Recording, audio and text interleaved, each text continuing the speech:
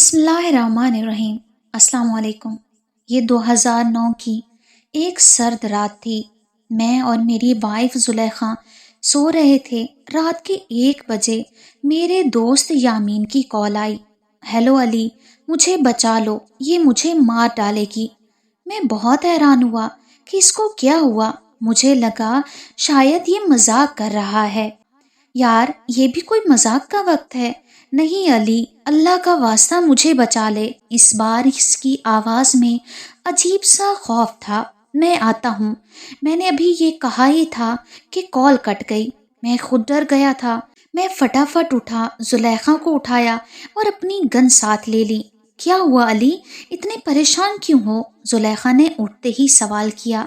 یار آپ دروازہ بند کرو، میں یامین کے گھر جا رہا ہوں، اس کی کال آئی ہے، وہ بہت پریشان تھا۔ اللہ خیر کرے، آپ آرام سے جانا، اپنا خیال رکھنا، رات بہت ہو گئی ہے، زلیخا نے گھبراتے ہوئے کہا۔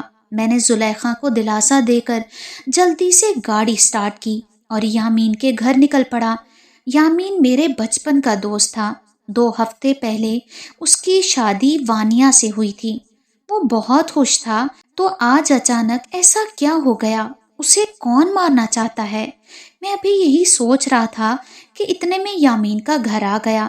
یامین کا گھر شہر سے تھوڑا باہر تھا، بڑے قبرستان کے قریب۔ میں فٹافٹ گاڑی سے اترا اور یامین کے گھر کا گیٹ نوک کیا۔ یامین، یامین، میں نے زور سے پکارا لیکن کوئی جواب نہ آیا۔ گھر میں مکمل طور پر خاموشی تھی۔ میں بھاگ کر گھر کے پیچھے کی طرف گیا۔ وہاں کھڑکی کھلی ہوئی تھی، وہاں خون کے تازہ نشانات تھے۔ میں کھڑکی سے اندر داخل ہوا۔ لائٹ آف تھی۔ میں نے موبائل کی لائٹ آن کی اور یامین کے کمرے کی طرف جانے لگا۔ یامین کے کمرے میں جاتے ہی میرے منہ سے چیخ نکل گئی۔ میرے اوزان خطا ہو گئے۔ بیڈ کے پاس زمین پہ یامین خون میں لت پت پڑا تھا۔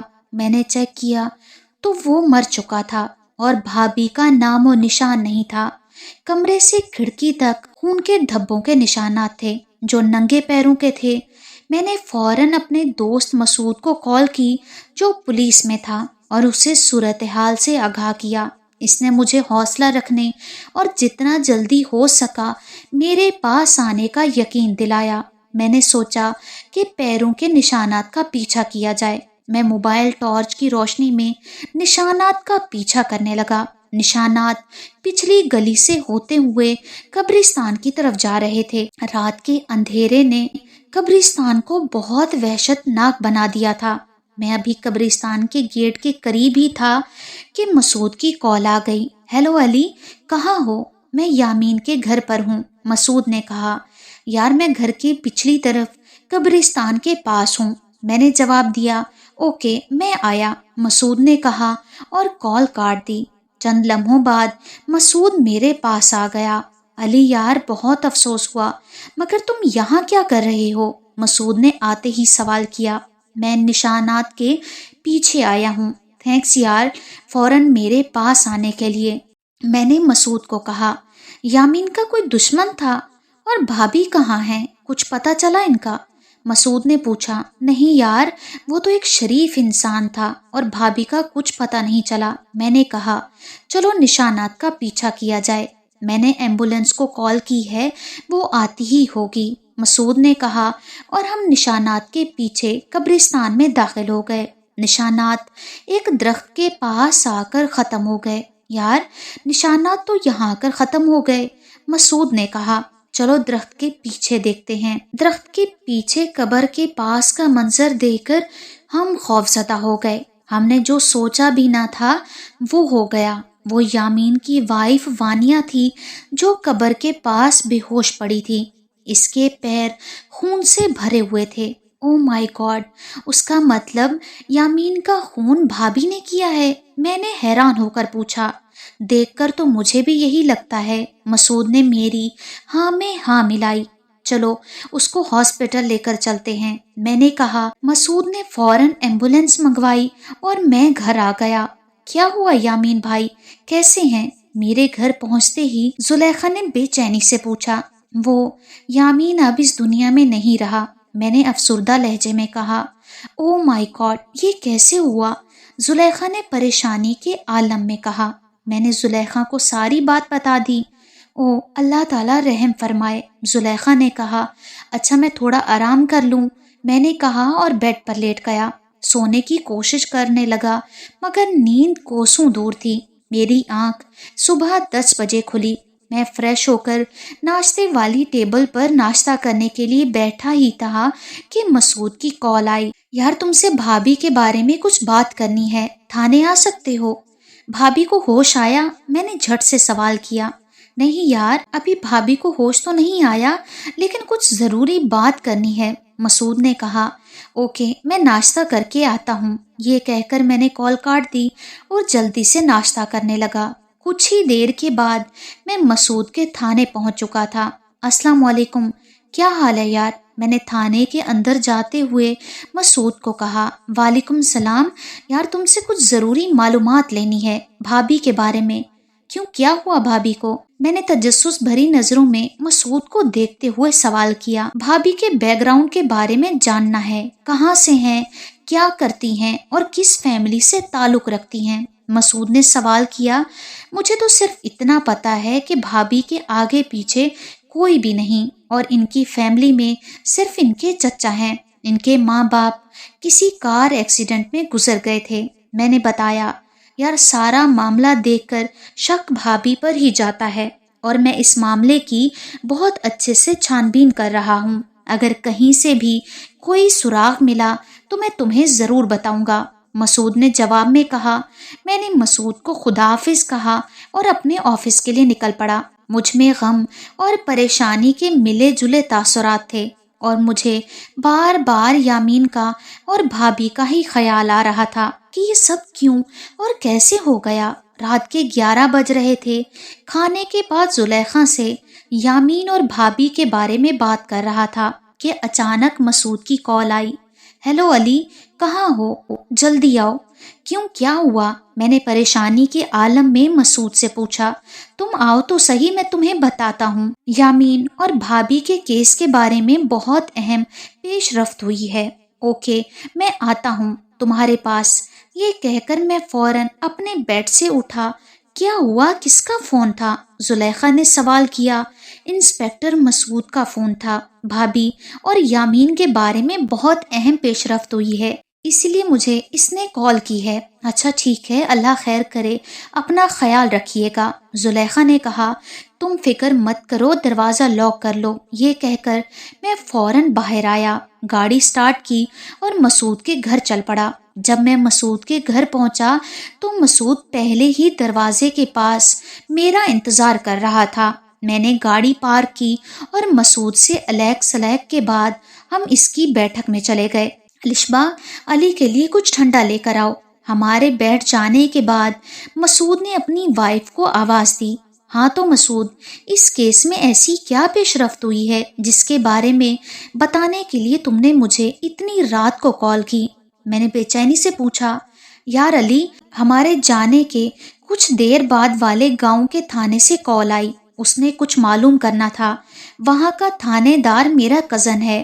بات چیت کے دوران جب میں نے اسے یامین کے کیس کے بارے میں بتایا تو وہ چونک گیا اور کہنے لگا بالکل ایک ایسا ہی کیس 3 مہینے پہلے اس گاؤں میں پیش آیا۔ جو بندہ اس گاؤں میں قتل ہوا، اس کی شادی کو بھی ابھی بمشکل 2 ہفتے ہی ہوئے تھے اور وہاں بھی ایسے ہی خون کے دھبوں کے نشانات پائے گئے، لیکن وہاں سے ہمیں کوئی سراغ نہ مل سکا۔ میں یہ سن کر فوراً اس کے پاس گیا اور اپنے کزن کے ساتھ مل کر آج سارا دن انویسٹیگیشن میں ہمیں یہ پتا چلا کہ پچھلے 3 سال میں ایسے 10 واقعات ہو چکے ہیں جس میں شادی کے 2 ہفتے کے بعد خاوند کی لاش ملتی ہے اور وہاں پر ایسے ہی خون کے دھبوں کے نشانات پائے جاتے ہیں۔ یہ سن کر میں چونک سا گیا اور مجھ پر ایک وحشت سی طاری ہو گئی۔ السلام علیکم علی بھائی، کیسے ہیں آپ؟ الشبہ بھابھی نے کمرے میں داخل ہوتے کہا۔ اللہ کا شکر ہے بھابھی، میں ٹھیک ہوں، آپ سنائیں بچے کیسے ہیں اور آپ کی طبیعت؟ اللہ کا شکر ہے بھائی، سب ٹھیک ہے، آپ لوگ آرام سے باتیں کریں، میں بچوں کو سلا کر آتی ہوں۔ بھابھی یہ کہہ کر کمرے میں چلی گئی۔ مسعود کی اس بات نے مجھے بہت چونکا دیا تھا۔ مجھے یقین ہی نہیں ہو رہا تھا کہ ایسا بھی ہو سکتا ہے۔ اصل میں جو پچھلے واقعات ہوئے ہیں، ان میں اور یامین کے واقعے میں کوئی بھی فرق نہیں۔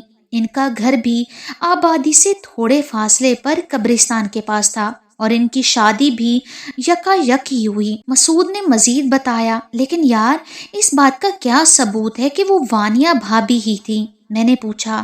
میں اس بار ثبوت لے کر آیا ہوں، یہ کہہ کر مسعود نے اپنا موبائل نکالا اور مجھے تصویر دکھائی۔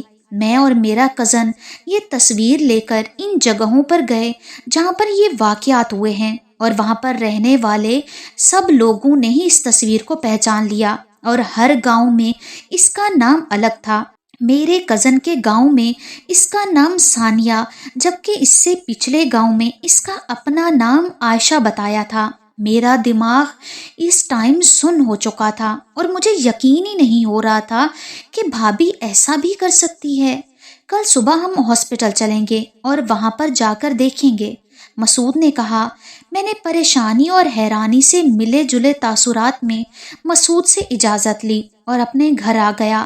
سارے راستے میں یہی سوچتا رہا۔ میرے ذہن نے بہت سے سوالوں کو جنم لیا۔ گھر پہنچ کر میں نے زلیخا کو ان سب باتوں کے بارے میں بتایا، تو وہ اس بات پر یقین کرنے کے لیے بالکل بھی تیار نہ تھی۔ وانیہ بھابھی تو شکل سے بے حد معصوم اور شریف تھیں، اور وہ تو بہت ہی فرما بردار تھیں، وہ ایسا بالکل بھی نہیں کر سکتی۔ یقیناً مسعود بھائی کو کوئی غلط فہمی ہوئی ہے۔ زلیخا نے کہا، نہیں یار، اس بار تو مسعود کے پاس پکے ثبوت ہیں، اور انہوں نے اس کے بعد ہی مجھے بلا کر ان سب باتوں کے بارے میں بتایا ہے، اور میں اس وقت شدید حیران ہوں۔ اب کل جا کر ہم ہاسپٹل میں باقی ساری باتوں کا پتہ لگائیں گے۔ جیسے تیسے کر کے میں نے یہ رات گزاری۔ صبح سویرے ہی میں مسعود کے گھر گیا اور اس کو ساتھ لیا۔ ہم ہاسپٹل پہنچے۔ ڈاکٹر صاحب، کیا وانیہ کو ہوش آیا؟ مسعود نے پوچھا۔ وہ بالکل ٹھیک ہے، اور ہمیں امید ہے ان کو 24 گھنٹوں تک ہوش آ جائے گا، ڈاکٹر نے کہا۔ یار مجھے تو یہ بات کچھ گڑبڑ لگتی ہے۔ ہمیں چاہیے کہ ہم کسی بابا جی سے اس بارے میں بات کریں، میں نے مسعود کو کہا۔ ٹھیک ہے، میں لیڈی کانسٹیبل کو چھوڑ جاتا ہوں اور پھر ہم چلتے ہیں۔ میرے جاننے والے ایک بابا جی ہیں، بابا ثاقب جی، مسعود نے کہا۔ لیڈی کانسٹیبل کے آ جانے کے بعد ہم نے اس کو بھابھی کے پاس چھوڑا اور گاڑی لے کر پیر صاحب کے پاس نکل پڑے۔ جب ہم وہاں پہنچے تو بابا جی نماز پڑھ رہے تھے۔ ہم نے بھی وضو کیا اور وہاں پر نماز ادا کی۔ نماز ادا کرنے کے بعد ہم بابا جی کے پاس گئے اور سلام دعا کرنے کے بعد انہیں سارا واقعہ بتایا۔ بابا جی نے چند لمحوں کے لیے آنکھیں بند کی اور منہ ہی منہ میں کچھ پڑھنے لگے۔ اس کے بعد انہوں نے آنکھیں کھولی اور کہا، یہ کیا معاملہ ہے؟ جاؤ جا کے پتہ لگاؤ۔ پھر وہ ہم سب سے مخاطب ہوئے۔ میں نے موکل کو بھیجا ہے، تھوڑی دیر انتظار کریں، اس کے بعد سارے معاملے کا پتہ چل جائے گا۔ یہ کہنے کے بعد بابا جی عمل میں مصروف ہو گئے اور میں اور مسعود وہاں سے باہر آ گئے۔ ہم نے سوچا کہ کچھ کھا لیا جائے۔ ہم اپنے ساتھ برگر اور بوتل لے کر آئے تھے، وہ کھانا شروع کر دیا۔ ابھی ہم باتوں میں مصروف ہی تھے کہ اچانک مسعود کو ہاسپٹل سے ڈاکٹر کی کال آئی۔ ہیلو سر، ایک بڑی بری خبر ہے، ڈاکٹر نے گھبرائی ہوئی آواز میں مسعود سے بات کی۔ کیا ہوا ڈاکٹر؟ سب خیریت تو ہے؟ وانیہ ٹھیک تو ہے نا؟ سر، وہ لیڈی کانسٹیبل کو مار کر یہاں سے بھاگ گئی ہے، اور لیڈی کانسٹیبل کے جسم میں خون کا قطرہ بھی نہیں ہے۔ او مائی گاڈ، یہ کیسے ہوا؟ آپ نے تو کہا تھا کہ اس کو کم سے کم 24 گھنٹے بعد ہوش آئے گا، مسعود نے ڈاکٹر صاحب کو کہا۔ سر، میری بھی سمجھ میں نہیں آ رہا کہ یہ کیسے ہو گیا۔ ان کی حالت کے مطابق ان کو کم سے کم 24 گھنٹے سے پہلے ہوش میں آنا ناممکن تھا، لیکن یہ سب کیسے ہوا کسی کو نہیں پتا، ڈاکٹر نے ڈری ہوئی آواز میں کہا۔ اوکے، میں کچھ دیر میں پہنچتا ہوں، یہ کہہ کر مسعود نے کال کٹ کر دی۔ کیا ہوا؟ میں نے مسعود کو پریشانی کے عالم میں دیکھ کر پوچھا۔ یار، وانیہ وہاں سے لیڈی کانسٹیبل کو مار کر بھاگ گئی ہے، ڈاکٹر صاحب کا فون آیا تھا۔ او خدایا، کتنی بری خبر ہے، نہ جانے ابھی کتنے معصوم لوگوں کی جان جائے گی۔ میں نے پریشانی کے عالم میں کہا، چلو بابا جی کے پاس چلتے ہیں۔ مسعود نے کہا اور ہم وہاں سے بابا جی کے پاس چلے گئے۔ آؤ بچوں، میں تمہارا ہی انتظار کر رہا تھا، بابا جی نے کہا۔ میں نے پتہ لگا لیا ہے، اس کے پیچھے اس چڑیل کا ہاتھ ہے جو کہ آدھی چڑیل اور آدھی عورت ہے۔ یہ انسان اور چڑیل کے ملاپ سے پیدا ہوئی ہے۔ آج سے کچھ سال پہلے اس چڑیل کو ہندو پنڈت نے چلا کاٹ کر اپنے قبضے میں کیا تھا، لیکن بعد میں وہ چڑیل اس کو اچھی لگنے لگی کیونکہ وہ شکل سے بہت خوبصورت اور معصوم تھی۔ چڑیل سے اس وعدے کے ساتھ کہ وہ اپنی شکتیوں کا استعمال نہیں کرے گی کہہ کر دونوں نے شادی کر لی۔ اس کے بعد ان کے ملاپ سے یہ بچی پیدا ہوئی۔ اس بچی کے پیدا ہونے کے چند سال بعد اس کے ماں باپ گزر گئے۔ اس کے بعد اس کے چچا نے اس کو پالا۔ جیسے جیسے یہ جوان ہوتی گئی ویسے ویسے اس سے چڑیل کے آثار نمودار ہونے لگے۔ اس کا چچا اس بات سے واقف ہے، یہ شادی کرتی ہے تو شادی کرنے کے کچھ دنوں کے بعد اپنے خامند کا خون پی کر اپنی پیاس بجھاتی ہے اور ہفتوں ہفتوں غائب رہتی ہے۔ پھر کچھ دنوں کے انتظار کے بعد اپنے دوسرے شکار کی تلاش میں نکل پڑتی ہے۔ تو اس کا چچا بار بار اس کی شادی کیوں کرواتا ہے؟ میں نے دکھ بھرے انداز میں بابا جی سے پوچھا۔ جب وہ اپنے خامند کو مار کر بھاگ جاتی ہے تو اس کے بعد اس کا چچا ہفتوں پولیس تھانوں کے چکر لگاتا ہے۔ کچھ ہفتوں کے بعد وہ پھر اپنی بھولی سی صورت لے کر واپس آ جاتی ہے۔ یہ بھی اپنی ماں کی طرح خوبصورت، معصوم اور چالاک ہے اور لوگ اس کی باتوں میں آ جاتے ہیں۔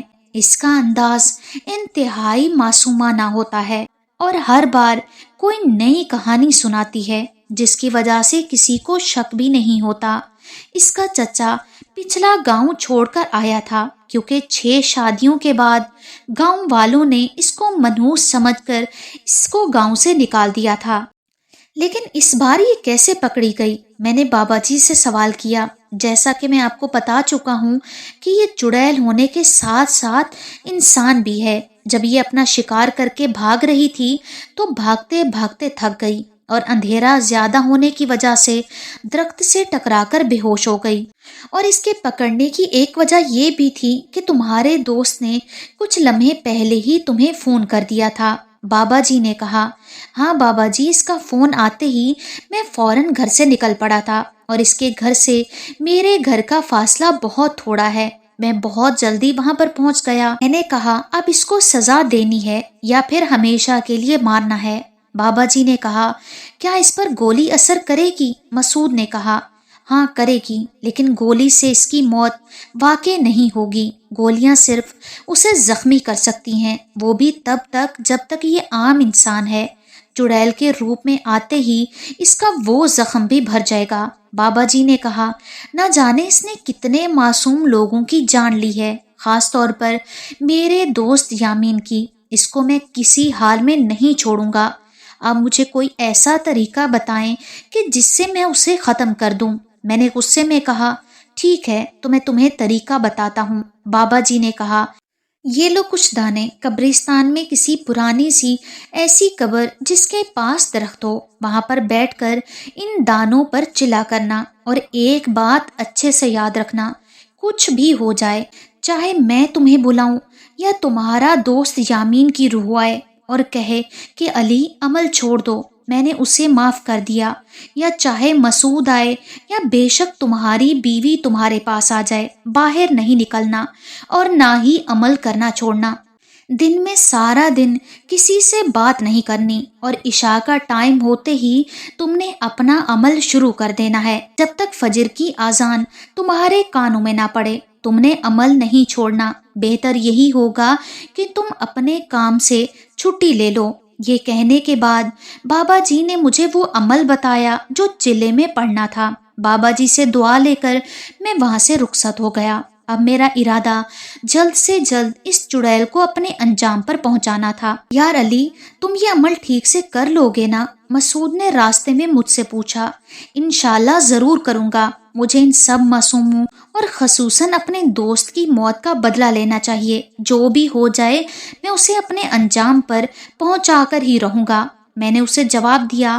گھر پہنچنے کے بعد میں نے زلیخا کو ساری بات بتائی اور اسے دلاسا دیا کہ پریشان مت ہونا، میں اپنے دوست کی موت کا بدلہ لے کر ہی چین سے بیٹھوں گا۔ یہ رات بھی بے چینی میں گزری۔ صبح اٹھ کر میں نے سب سے پہلے دفتر جا کر 8 چھٹیاں لے لیں، کیونکہ 7 دن کا چلا تھا اور اس کے بعد مجھے 1 دن آرام کے لیے بھی چاہیے تھا۔ اس کے بعد میں نے اپنا ضروری سامان لیا، مسعود سے ملا اور پھر بابا جی سے اجازت لینے کے بعد گھر گیا اور رات ہونے کا انتظار کرنے لگا۔ رات کو عشاء کی نماز پڑھنے کے بعد میں قبرستان پہنچ گیا، جو کہ یامین کے گھر کے پاس تھا، کیونکہ وہی سب سے بڑا اور پرانا قبرستان تھا۔ سب تھوڑی سی محنت کے بعد مجھے وہ پرانی قبر مل ہی گئی، جو کہ ایک درخت کے پاس تھی۔ 3 مرتبہ آیات الکرسی پڑھ کر حصار کھینچا اور بیٹھ کر اپنا عمل کرنے لگا، بغیر کسی فکر اور پریشانی کے۔ یہ رات سکون سے گزر گئی۔ اس کے بعد اپنا عمل جاری رکھا اور 4 دنوں تک مجھے کسی بھی قسم کی کوئی پریشانی نہ ہوئی۔ میں اپنا عمل کرتا اور گھر آ جاتا، صبح کو اپنی نیند پوری کرتا، جبکہ رات میں عمل کرتا۔ یہ عمل کی 4تھی رات تھی۔ میں نے روز مرہ کی طرح حصار کھینچ کر عمل شروع کر دیا۔ تھوڑی دیر بعد اچانک بہت سارے بادل ایک دم آ گئے اور بادل زور سے گرجے، شاید بارش ہونے لگی، اور یہ دیکھ کر میری آنکھیں پھٹی کی پھٹی رہ گئیں۔ یہ عام بارش نہیں بلکہ خون کی بارش تھی، جو کہ میرے حصار سے باہر ہو رہی تھی۔ حصار کے اندر ایک قطرہ بھی نہیں گرا تھا۔ میں کافی ڈر سا گیا تھا۔ اللہ اللہ کر کے وہ رات گزری۔ میں گھر آ گیا۔ 5ویں رات بھی بغیر کسی پریشانی کے گزر گئی۔ آج عمل کی 6ٹھی رات تھی۔ میں نے حسب معمول حصار کھینچا اور اپنا عمل شروع کر دیا۔ ابھی مجھے عمل کرتے ہوئے 3 گھنٹے بھی نہیں گزرے تھے کہ سامنے قبر کے پاس جھاڑیوں میں کسی کی آہٹ محسوس ہوئی۔ وہ کوئی جانور تھا جو یکا یک میرے سامنے آ گیا۔ اس جانور کو دیکھ کر یوں لگا جیسے ابھی میرا دل باہر آ جائے گا۔ خوف کے مارے آنکھیں پھٹ گئیں اور میرا جسم کانپ رہا تھا۔ اس جانور کے 2 منہ تھے، ایک بھیڑ کے جیسا، ایک چیتے کے جیسا، اور دونوں کی لمبی سانپ کی طرح زبان تھی۔ وہ میرے پاس آیا اور حصار کے پاس آ کر کہنے لگا، چلے جاؤ یہاں سے، ورنہ بہت بری موت مارے جاؤ گے۔ اس کی آواز اس قدر خوفناک تھی کہ میں اپنا عمل بھی بھول گیا اور میرے منہ سے آواز بھی نہیں نکل رہی تھی۔ میں نے جیسے تیسے کر کے اپنے حواس پر قابو کیا اور زور سے اپنا عمل پڑھنے لگا۔ مجھے زور سے عمل کرتا دیکھ کر وہ زوردار آواز میں گرجا، اچھا تو تم باز نہیں آؤ گے، میں تمہیں ابھی بتاتا ہوں۔ یہ کہہ کر وہ میری طرف دوڑا، لیکن حصار سے ٹکرا کر غائب ہو گیا۔ جیسے وہ غائب ہوا میری جان میں جان آئی۔ اللہ اللہ کر کے یہ رات بھی گزر گئی، لیکن اس واقعے کے بعد مجھ پر بہت زیادہ خوف طاری تھا۔ اس جانور کو دیکھ کر ایک مرتبہ میرے رونگٹے کھڑے ہو گئے تھے۔ میں گھر آیا، کھانا کھایا اور لیٹ گیا۔ تھکاوٹ کی وجہ سے مجھے فوراً نیند آ گئی۔ اگلے دن عصر کے وقت میری آنکھ کھلی۔ میں نے نماز پڑھی اور کھانا کھایا اور چلنے کی تیاری میں مصروف ہو گیا۔ آج کا دن میرے لیے بہت اہم تھا۔ قبرستان کے پاس موجود مسجد میں میں نے عشاء کی نماز ادا کی۔ آج موسم بڑا صاف تھا، چاند اپنے جوبن پر تھا، جس کی وجہ سے ارد گرد ہر چیز صاف نظر آ رہی تھی۔ میں نے عمل شروع کیا۔ دل اور ذہن میں بہت خوف تھا، لیکن مجھ میں بدلہ لینے کا جنون سوار تھا۔ ابھی عمل کو 1-2 گھنٹے ہی گزرے تھے کہ دور سے مسعود آتا دکھائی دیا اور کہنے لگا، میں نے وانیہ کو مار دیا ہے، چلو آ جاؤ، اٹھو۔ میرے ذہن میں بابا جی کی بات یاد آ گئی تھی کہ وانیہ چڑیل ہر روپ میں آئے گی، اس لیے میں آنکھیں بند کر کے اپنے عمل میں مصروف رہوں۔ چلو یار اٹھو، کیا کر رہے ہو؟ یہ کہہ کر اس نے میری طرف ہاتھ بڑھایا، لیکن اس کا ہاتھ جیسے ہی حصار سے ٹکرایا وہ ایک دم غائب ہو گیا۔ میں نے اللہ کا شکر ادا کیا۔ کچھ دیر کے بعد دور سے وانیہ بھابھی آتی دکھائی دی۔ اور میرے پاس آ کر زاروں قطار رونے لگی۔ پلیز علی بھائی مجھے معاف کر دو، میں نے جو کچھ کیا انجانے میں کیا، اس میں میرا کوئی قصور نہیں، مجھ سے کہنے لگی۔ لیکن میں اپنے عمل میں مصروف رہا اور میں نے اس کی باتوں پر کوئی دھیان نہ دیا اور وہ وہاں سے چلی گئی۔ عمل ختم ہونے میں کچھ ہی دیر باقی تھی کہ قبرستان میں زور سے زلزلہ آنے لگا، ساری قبریں پھٹنے لگی اور قبروں میں سے مردے اٹھ کر باہر آنے لگے۔ جس قبر پر میں عمل کر رہا تھا وہ قبر بھی لرزنے لگی اور اس کے اندر سے بھی عجیب و غریب سی آوازیں آنے لگیں۔ خوف اور دہشت سے میرا برا حال تھا۔ اتنے میں سامنے وانیہ دکھائی دی اور ساتھ میں بابا جی بھی تھے۔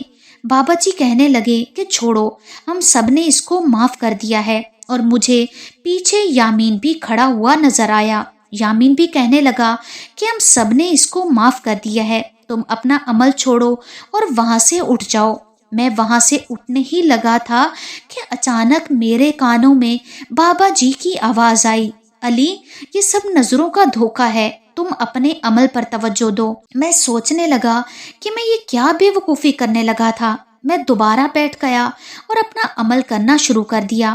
وانیہ کی صورت تبدیل ہونے لگی تھی اور وہ آہستہ آہستہ چڑیل کی صورت اختیار کر چکی تھی۔ اس کا چہرہ انتہائی بھیانک تھا۔ وہ زور سے گرجی، یہاں سے فوراً اٹھ جاؤ ورنہ تمہیں اور تمہارے خاندان کو مار دوں گی۔ میں نے اس کی بات پر توجہ نہ دی۔ اچانک وہ میری وائف زلیخا کو پکڑ کے لے آئی اور اس کی گردن پر اپنے دانت گاڑ کر بولی، اگر تم نے عمل نہ چھوڑا تو میں اس کو مار دوں گی۔ زلیخا زور سے چلائی، پلیز علی مجھے بچا لو، یہ مجھے مار ڈالے گی، پلیز علی۔ مجھے پتا تھا کہ یہ سب نظروں کا دھوکہ ہے، چنانچہ میں نے آنکھیں بند کی اور زور زور سے عمل پڑھنے لگا۔ اب وہاں سے زلیخا، بابا جی، یامین اور مسعود غائب ہو چکے تھے، صرف وہ مردے اور وانیہ وہاں پر کھڑے تھے۔ انہوں نے مردوں کے ساتھ مل کر مجھ پر پتھراؤ کی بارش کر دی، لیکن جو بھی پتھر حصار سے ٹکراتا وہیں پر بھسم ہو جاتا۔ جس قبر پر میں عمل کرنے لگا تھا وہ بھی اب زور سے ہلنے لگی تھی۔ ڈر اور دہشت کے مارے میرا برا حال تھا۔ میں نے آنکھیں بند کر اپنے اللہ سے مدد کی فریاد کی اور زور زور سے عمل پڑھنے لگا۔ اتنے میں مجھے دور سے اذانوں کی آواز آئی۔ میں نے آنکھیں کھولی تو باہر وانیہ کا جسم جل رہا تھا اور دور سے مجھے زلیخا، مسعود اور الشبا اور بابا جی آتے دکھائی دیے۔ ان سب کے چہرے پر مسکراہٹ تھی۔ انہوں نے مجھے مبارکباد دی۔ وانیہ کا جسم جل کر راکھ بن چکا تھا۔ مسعود نے اس راکھ کو پاس ہی موجود گڑھے میں ڈال کر گڑھے کو بند کر دیا تھا۔ آج میں بہت خوش تھا کیونکہ میں نے بہت سے معصوم لوگوں اور اپنے دوست کا بدلہ لے لیا تھا۔ اگر آپ کو میری یہ کہانی پسند آئی ہو تو میرے چینل کو لائک، شیئر، سبسکرائب کیجیے۔ اگلی کہانی تک اجازت دیجیے۔ اللہ حافظ۔